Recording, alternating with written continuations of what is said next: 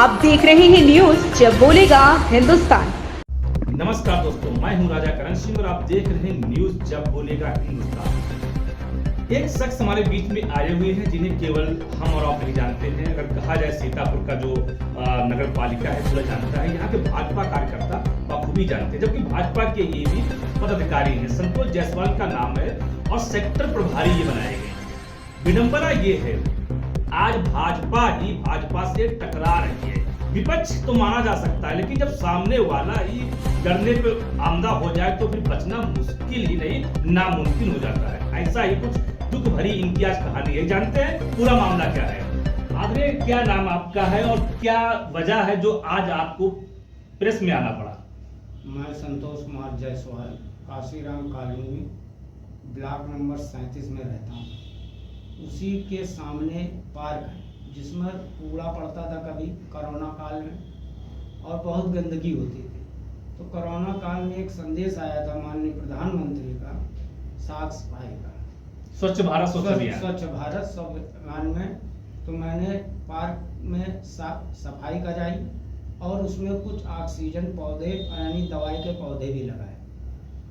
फिर ये हुआ कि अब कोरोना काल में कहाँ भगवान को मंदिर में पूजने, क्योंकि जाने नहीं देते थे पुलिस वाले। तो मैंने सोचा इसी में मंदिर बना लूँ। तो मैंने मंदिर जब बनाया तो पूछते थे कुछ लोग आके पूछने लगे, चलो एक अच्छा काम हुआ कॉलोनी के अंदर, मगर कुछ साजिश करता उस पर विवाद उठाते रहे। उसमें शामिल हमारे ही भाजपा के एक महिला जो बूथ अध्यक्ष है, उसने उसी विवाद में उस साजिश में शामिल हो गई। ये हो गया कि आज यानी 5-6 दिन हो गए उस मंदिर को कुछ छपरा टूट गया, चू रहा था, तो उसको कुछ मजदूर द्वारा मैं बनवा रहा था। तो मजदूर बीड़ी भी पीता है, तंबाकू भी खाता है। उस साजिश का कर्ता ने कह दिया कि संतोष जायसवाल चकला खाना चलाते हैं। अब एक भाजपा का कार्यकर्ता, ये आपके पदाधिकारी के ही लोग लगा रहे हैं। पदाधिकारी, एक भाजपा की पदाधिकारी जो बूथ अध्यक्ष है, उसने मेरे ऊपर ये इल्जाम लगाया और मुझको बड़ा दुख हुआ। और वो इल्जाम लगाया और पुलिस वाले आए तो मैं रात में भागा फिरा। इल्जाम लगाया या पर कोई कार्रवाई कराई? कार्रवाई भी कराई। इल्जाम लगाने के साथ फिर कार्रवाई हुई। कार्रवाई में मैं रात भर इधर उधर रहा। सवेरे मैं होते ही मैं ले दे के किसी तरह छूटा हुई।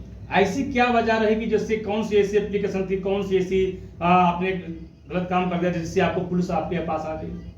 उस साजिशकर्ता ने कहने को लिखती तो हैं गुप्ता, मगर जब उन्होंने केस किया तो हरिजन एक्ट लगा कर मेरे। तो पुलिस ने क्या किया? पुलिस ने हम किया ये कि पुलिस हमको बुलाई। मैं कोतवाली गया। कोतवाली में जाने के बाद किसी तरह जब वो बात नहीं बन रही थी, रोज मैं 3 दिन लगातार गया। आखिरी में ये हुआ कि ले दे के मैं चला आया। ले देकर यानी कुछ चढ़ावा चढ़ा करके? जी। अच्छा, ऐसे में जब भाजपा कार्यकर्ता आप हैं तो क्या भाजपा वालों ने आपको कोई साथ नहीं दिया? मैंने जिला नगर अध्यक्ष और प्रभारी संतोष शुक्ला और श्री प्रकाश के पास मैंने फोन किया। और एक ममता जुनेजा है जो जिला मोर्चा की अध्यक्ष है, नगर अध्यक्ष, उन्होंने भी उसी साजिशकर्ता का साथ दिया। लेकिन माने जाते हैं कि आप भाजपा के सक्रिय कार्यकर्ता हैं, काफी भीड़ भाड़ लेकर इकट्ठा करते हैं, ऐसे में भी आप मात खा गए? मगर जब कहते हैं ना कि औरत की सुनी गई उस कार्यकर्ता, मेरी नहीं सुनी गई। मैं विनम्र करता रहा। वो सिर्फ ये देते रहे आश्वासन कि मैं आज करूंगा बात, कल करूंगा बात, आज करूंगा बात। मैं इसी में फंसा रहा। आप क्या लगता है, आपको भाजपा की तरफ क्या कहना चाहेंगे जो से आपके साथ जो हुआ है?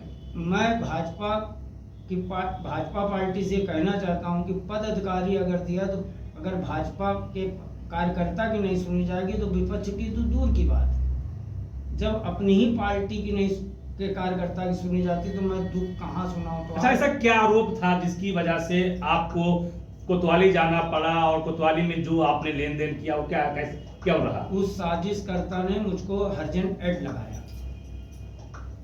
आपके ऊपर जी। तो और मेरे कुछ सहयोगी जो थे मजदूर, उनके ऊपर भी हरिजन रेड लगाया। अब ये मैं पार्टी के पदाधिकारी से पूछना चाहता हूँ कि जब वो गुप्ता लिखती है तो हरिजन कहाँ से हो गए?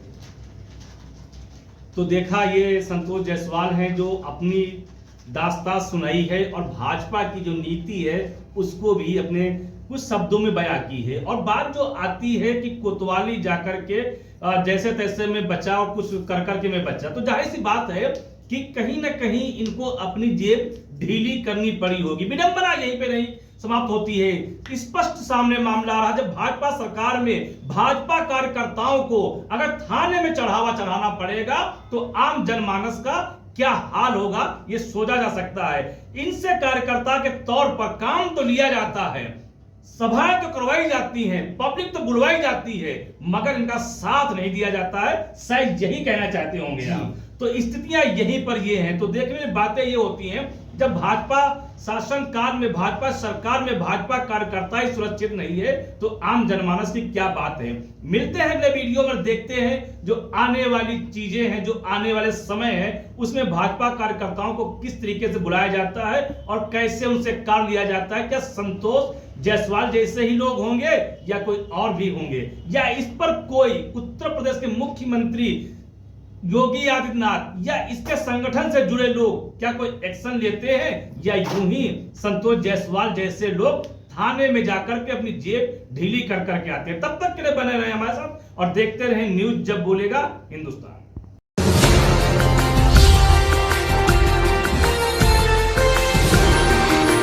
आप देख रहे हैं न्यूज जब बोलेगा हिंदुस्तान।